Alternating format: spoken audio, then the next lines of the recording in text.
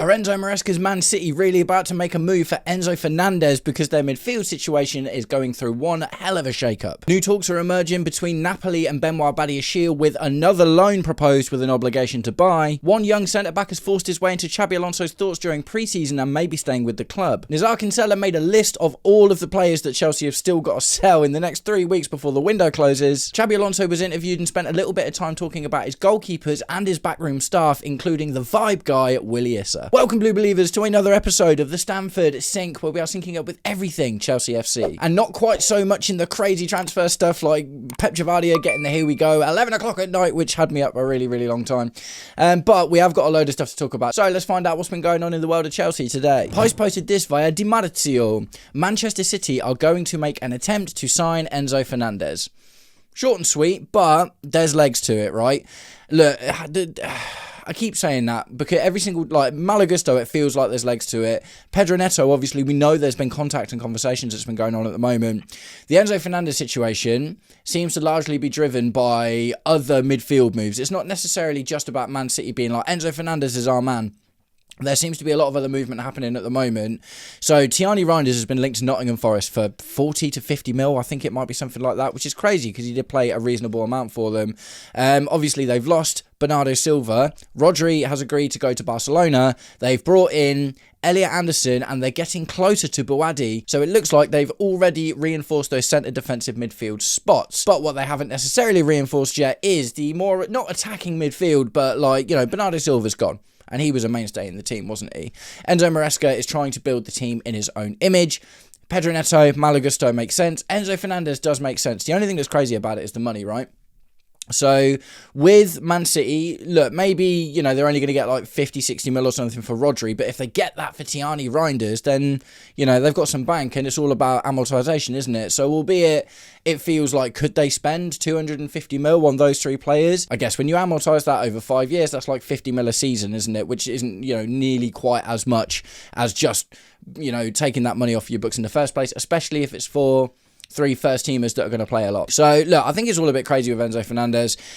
The thing is, I do still feel like he's going to go because, albeit what has come out from the Chelsea side is, yep, we're expecting him back next week. We're all prepared for him to come back into pre-season training, this, that and the other. There's so much water under the bridge. But also, Chelsea haven't exactly made it like really, really certain that he's staying as part of the team. Do you know what I mean? And also, even like I mentioned it the other day, when the other players are being asked about him, like Moises Caicedo was in an interview and he was asked about Enzo Fernandez, it was very much like, I hope he stays for us. That would be massive. It's all very open language that kind of denotes that even the players don't even really know what's going on with Enzo Fernandez, right? So there does just feel like there's this really open air about him potentially still being on the move. He obviously wants to make the move now, and do you know what? I just think he probably has to at this point, doesn't he? Not to say that Xabi Alonso couldn't use him, but I think the fact that we've already been linked with, you know, like we've had a bid knockback for Alex Scott. If we keep Enzo Fernandez and the role he's going to play is that deep line midfield, why are we bidding 64 million for Alex Scott, who's then just going to spend most of the season on the bench because we've only got, you know, we're not in any European football. So I just think if you like break apart all of the little pieces of news and the language of the players and the PR from Chelsea, all saying that, yeah, we're expecting him back, whatever, but it's not like he's our player, we're not selling him or whatever. The message has always been, if someone comes in with the money, they can have him. Same as it has been for Malagusto and Pedro Neto as well. And Pedro Neto didn't even make it on the pitch in the, you know, in the game against Juventus the other day, albeit training with the team and back on the bench. So Man City feels like they might be the one to save us from the Enzo nightmare, and I say that like that's what it feels like for me. I do appreciate that lots of you are convinced that Enzo Fernandez is the guy for the midfield, and it's like I just don't see it. Because of the type of player that he is. Like I think he's shown it with Argentina. I think he's shown it with us. He's not a deep line midfielder, really. His strengths definitely lie in starting from deep and getting forward, and that isn't really what we're going to be doing with our deep line midfielders. We'd have to literally like convert him into a different type of player for that. But yeah, also just all of the drama. Do you know what I mean? It's like just all that drama, wasn't there? Since the last international break, which is months ago now, do you know what I mean? But it's never really settled down from then, and he won us games in that time as well. But he's, you know, Javier Pastore's run of putting news and media out into the press about Real Madrid being interested in Enzo Fernandez, to the point where Real Madrid came out and been like, hold on, it's like, we're not saying this isn't happening. It just feels like he could be reintegrated into the squad. He could be rehabilitated, if that's whatever they're calling it. But at the same time, I just think it'd be better for Xabi Alonso if it was like with Marc Cucurella, right? Marc Cucurella, look, if they both leave, I'll feel a lot better about Marc Cucurella than I do about Enzo Fernandez. We got less money for Marc Cucurella, but he didn't kick up a fuss, and we did with Marc Cucurella what Man City do with their players under Pep. I don't know if they will anymore, but what they did is if a player wanted to leave, they let him go. Cool, brilliant. Make it happen at the end of the day. Like, if Enzo Fernandez would have acted differently, I feel like this would have been a lot easier. And if he'd have just let his football do the talking, then I feel like he might have more suitors than he currently does. But what you've got to look at with Enzo Fernandez now is all of the drama that he's caused over the last few months. Do you know what I mean? So, Enzo Fernandez to Man City. If Man City line up against us next season with Gusto, Neto, and Enzo Fernandez in their team, that's going to be surreal, isn't it? It's going to be so weird. But let me know what you think about the whole situation. Do you think the Man City connection is like true? Do you think that you could see why Enzo Maresca might be keen to get him in, especially if you want Gusto as well, because those players go in tandem together, don't they? That's the thing, is Enzo Fernandez plays his best football when Gusto's in the team, because he can start deep and then Gusto comes into midfield, which allows him to get forward and kind of cover sort of a part deeper role and a bit part of an attacking role as well, which seems to be kind of the best thing to do with an Enzo Fernandez. So let me know what you think about it all in the comments. And guys, if you've made it this far into today's episode of the Stamford Sync, please do me the distinct honour of liking and sharing the video, subscribe to the channel, or just roast me in the comments, whatever gets you through your day. Right, next up, we're going to talk about centre-backs on their way out, and today it is Benoît Badiashile. Chelsea Dodgers posted this also via Di Marzio. New contacts are expected today between Napoli and Chelsea through Benoît Badiashile's entourage. The goal is to reach an agreement on a loan deal. Chelsea might ultimately agree, but with an option to buy, which becomes mandatory under certain conditions. So this is the new thing, isn't it? Like, Chelsea love doing this, man. We're always like, we'll go mad on amortised contracts until the powers that be come and be like, oh, you're not allowed to do that anymore because you're using it too much and it's a loophole. This season, this window, it's loans with obligations to buy. And, that's obviously, we've done that already with Alejandro Garnacho. That is the offer from Crystal Palace for Axel Disasi and potentially Napoli as well. I don't love the idea of doing stuff like this with European teams because, as we saw last season with Nicholas Jackson, if the clauses in the obligation to buy aren't easily met, then chances are we could just end up with him back, which would be a nightmare. But if we can do with Napoli what we did with Aston Villa and make it so it's like a small amount of appearances in order to trigger it at the end of the day, then cool. Yeah, all right. I don't love it because it takes up a European loan spot, which you would much rather give to one of our young players at the end of the day, like a Jesse Derry, for instance, or a Mykhailo Mudryk to Strasbourg. Do you know what I mean? You want to do as many of those types of loans because we only get 6. I'm not sure if under 21 loans count in Europe, but either way, like Benoît Badiashile will, maybe Jesse Derry doesn't actually, but Mykhailo Mudryk will. So, look, I get you have to do it sometimes. Like, we've taken up, well, if Disasi goes through, we've taken up 2 of our loan spots in the Premier League. And with this, we will have taken up 2 of our 5 loan spots, 2 of our 6 loan spots, because we've also sent Philip Jorgensen to Strasbourg, which, again, isn't an ideal loan opportunity when you really want to use them to be developing players. But if it gets Benoît Badiashile out of the club and if it guarantees a few quid for him at the end of the season with easy to meet obligations, yeah, cool, just do it. It really feels like, and Tosin feels like the next one, doesn't he? Obviously, Axel Disasi, it looks like it's going to be the Crystal Palace thing because they're the only ones that have made a reasonable offer. We've got a good relationship with Crystal Palace. It probably largely comes down to whether Disasi wants to go to Palace. Benoît Badiashile will want to go to Napoli, like easily, absolutely. Benoît Badiashile will want to go to Napoli. Trevor Chalobah's already been sold to Como, and there is talks that teams are interested in Tosin Adarabioyo. So we might literally shift 3 unwanted centre-backs and 1, a little bit disappointing in Trevor Chalobah, but I completely get it.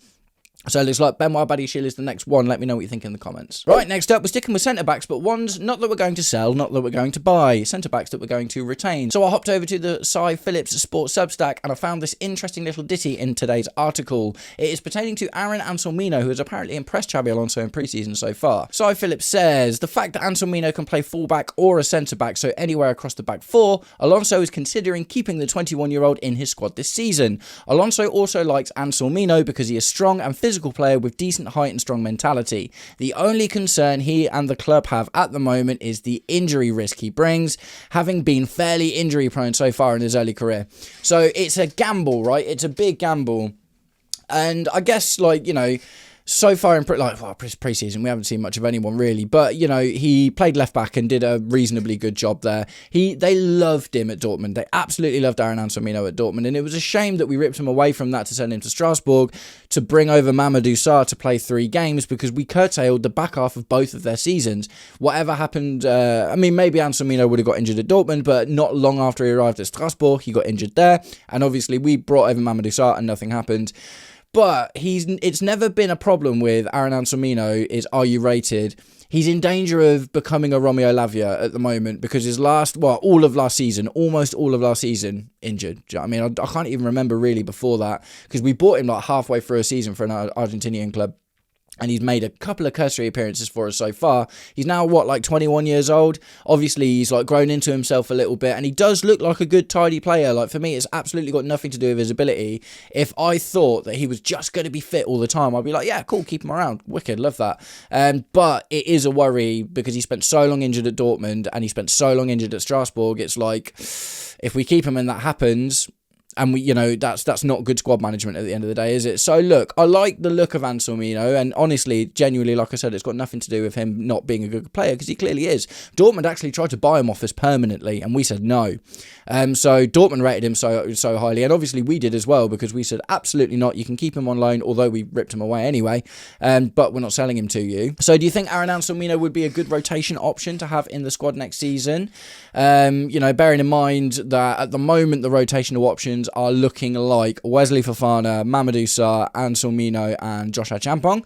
Josh Achampong for me looks like he needs a loan, to a Premier League club, get a season of Premier League football. I think that would be really good for him. Mamadou Sarr, they also want the same thing, but that would then be all of our Premier League loan spots taken up. So we've got to be careful with that, just in case there's any last minute loans or whatever that we want to make.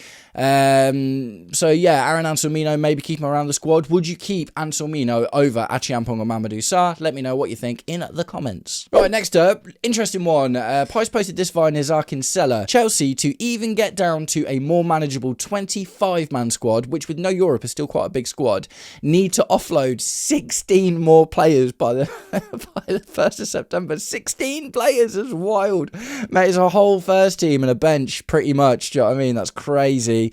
So he's listed the players available for loan at the moment. Mark Yu, Caleb Wiley, Amari Kellyman, Shim Mayuka, Reggie Walsh, Ryan Kavuma McQueen and Kendry Paez are all available for loan. And after that, he's also listed players that are available for sale / have uncertain futures, and he's listed the desired fees for them as well. Badiashile, apparently we want 30 mil for Badiashile. I just think that's too much. Axel Disasi for 25 mil, again, I think that's too much. Mark Yu for 25, I ship it. I think we could get 20 for Mark Yu. David Datro Fofana, I love it. When there's no price next to him, it's just please just come and take them. David Datro Fofana, who was in the bomb squad last season, but ended up at Faith Karagamruk, which is a second-tier Turkish team, and he didn't exactly set the world on fire there either. Liam Delap, 30-40 mil. I know we want 40 mil, but we'd take 30 for him at this point, wouldn't he? Ipswich back in the frame for that, by the way. Nicholas Jackson, 65 mil. Feels like that's nailed on to Aston Villa on deadline day, because that will be after the 45-day cut-off. Gabriel Slanina. It's not looking good for Slanina because he failed his Strasbourg trial. Philip Jorgensen's there right now. Gabriel Slanina literally had a trial there, and they were like, nah, we're good. We're all right, thanks. So, look, he just needs to go. And then, obviously, Malagusto and Enzo Fernandez. Man City, maybe, come in for both of them. That 195 mil in the pocket. Thank you very much. Emmanuel Omega. Available for sale? Really? That seems a bit wild, bearing in mind we bought him at the beginning of last season. I knew we should have gone in for whacking Panicelli, man. But yeah, we bought him at the beginning of last season. He was injured most of last season. He's injured right now, to be fair. So, like, how are you going to sell him? Surely you have to loan him somewhere. Pedro Neto, we know we want 70 mil for Pedro Neto as well. And Dario Esugo, available for sale and own certain futures.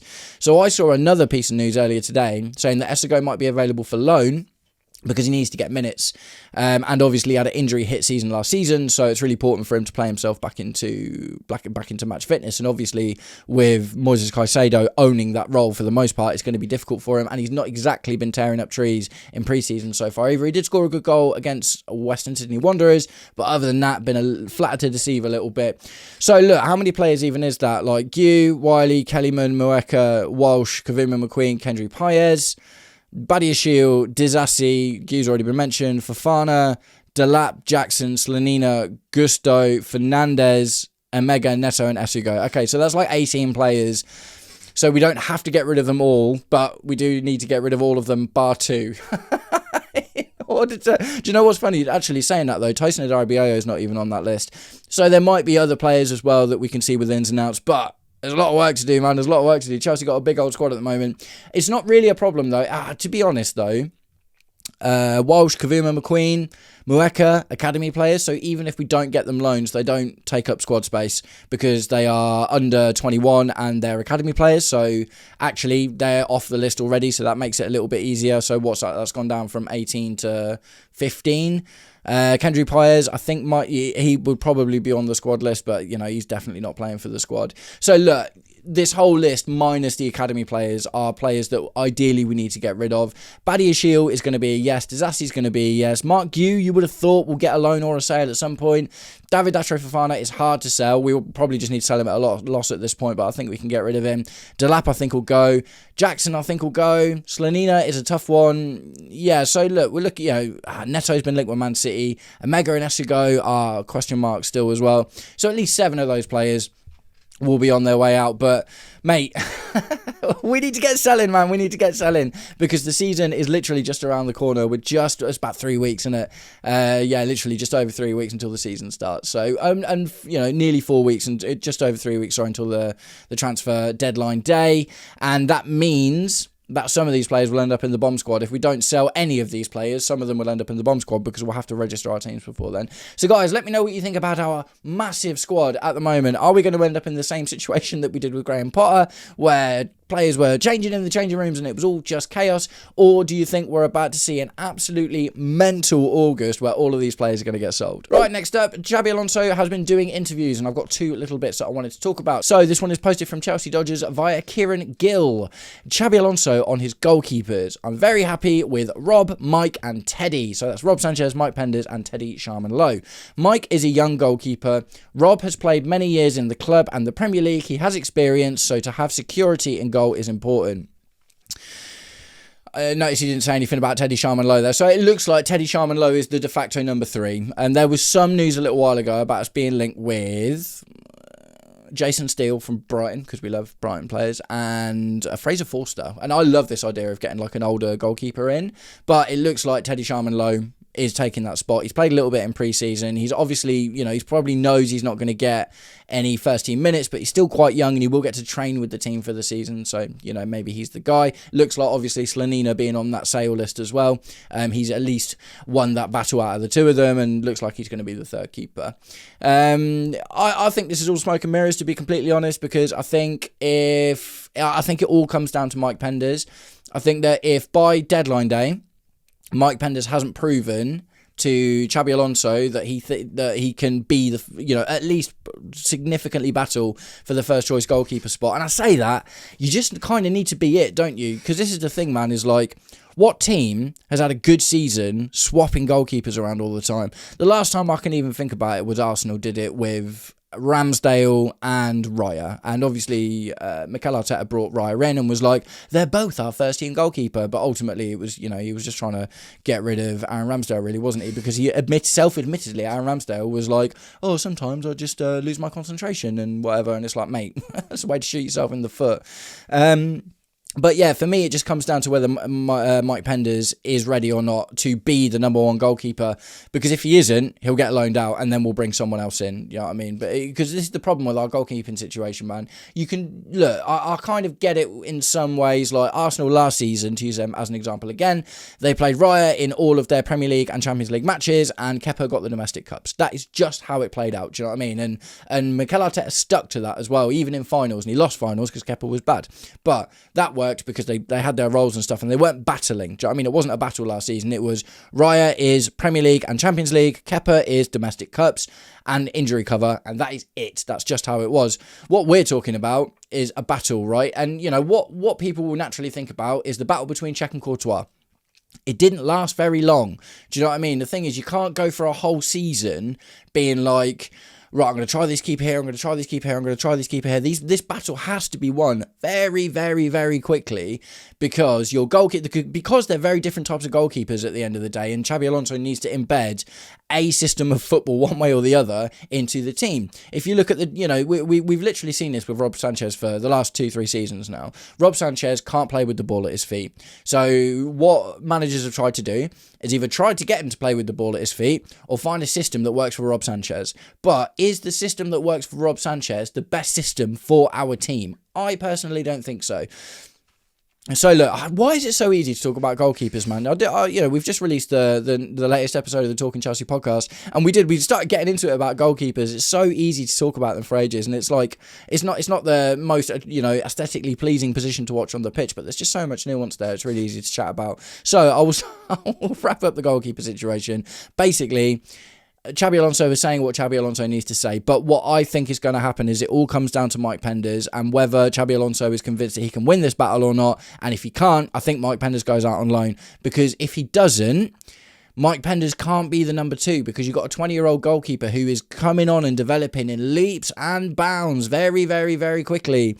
You think about the fact that he was 19 when he joined Strasbourg. He's 20 years old now, and he needs to go out and continue to develop, or he'll turn into Philip Jorgensen, because Philip Jorgensen was a good young goalkeeper with potential that needed to develop. He got 12 games one season, 9 games another, and now he's just screwing because he's never playing football, and he's clearly not getting better. Do you know what I mean? If anything, he's actually categorically getting worse. So that for me is the risk with Mike Penders. I think it either needs to be Mike Penders shows very quickly that he's better than Rob Sanchez and Rob Sanchez becomes the number 2, or Mike Penders needs to go back out on loan somewhere so we don't stall his development. And the last one we're going to talk about today is Xabi Alonso's backroom staff. In particular, he had something interesting to say about vibe man Willy Issa.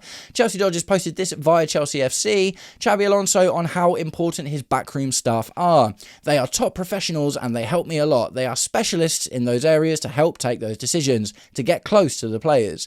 Working with Callum McFarlane, he loves football, he knows so much. Ben, the goalkeeping coach, great experience. Willy Issa is different. Love that. We didn't have this figure in other clubs, but he is a special character, so we are working together really well. And more people, but from the football department, this is the ones we are with. The standards are really high. So I thought that was interesting. I actually mentioned this in a live stream the other day. What happens to Willy Issa? Because, like, I got the whole Willy Issa thing when we were lacking character and charisma in the squad and leadership. And, you know, he was basically brought in, like, the vibes guy to raise confidence of the squad. But he was brought in for Rob Sanchez, really, wasn't he? Let's be completely honest. So I was like, are we going to need that now? Because, you know, Xabi Alonso, albeit not the most charismatic guy in the world when he speaks, like, or the aura is there. Do you know what I mean? The aura is absolutely there. And we've brought in Henderson and we've brought in Danny Welbeck. We've got experienced players in the squad now. We've got rid of, you know, the likes of Bernardo Cueva, who was the goalkeeping coach, the set piece coach before. Do we still need Willy Issa? Apparently, yes. Now, the reason I think that's genuine is because Bernardo Cueva had his position changed, right? And he wasn't sacked, he's still at the club, but he was the set piece coach, and Xabi Alonso identified that he wasn't what we needed for the set piece coach. And obviously we've got Austin McPhee from Aston Villa with a release clause. Apparently it's not even in the millions. Do you know what I mean? It wasn't expensive at all compared to getting players and stuff. So we've already seen that Xabi Alonso is not scared to come in, identify in his backroom staff, you're actually not what we need, so you go and do something else instead that isn't connected to the team as much, and I'm going to bring in someone to do this job. So he will have had the same opportunity with Willy Issa. He will have come in and been like, I've never had this guy at a club before, this is a bit weird.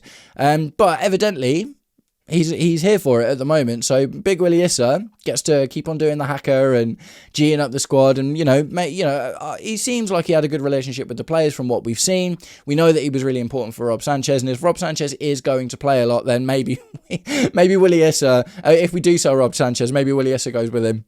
That'd be funny, wouldn't it? But yeah, I just thought that was an interesting point about Willie Issa, is the fact that he is being kept around regardless of the fact that we have seen Xabi Alonso make changes to the backroom staff already based on what he thinks the squad needs. So guys, I'm going to wrap it up there for today, but I want to know what you think about everything we talked about in the video today. Enzo Fernandez to Man City.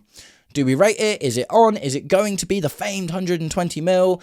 I see the logic in it from a squad perspective from Man City, because Rodri's gone, Bernardo Silva's gone, they've brought in Elliot Anderson, they're bringing in Boadi, both of who are defensive midfielders, so they've already covered Rodri's position, but they haven't necessarily replaced Bernardo Silva yet, and we know that Enzo Maresca has a way to get good performances out of Enzo Fernandez, don't we?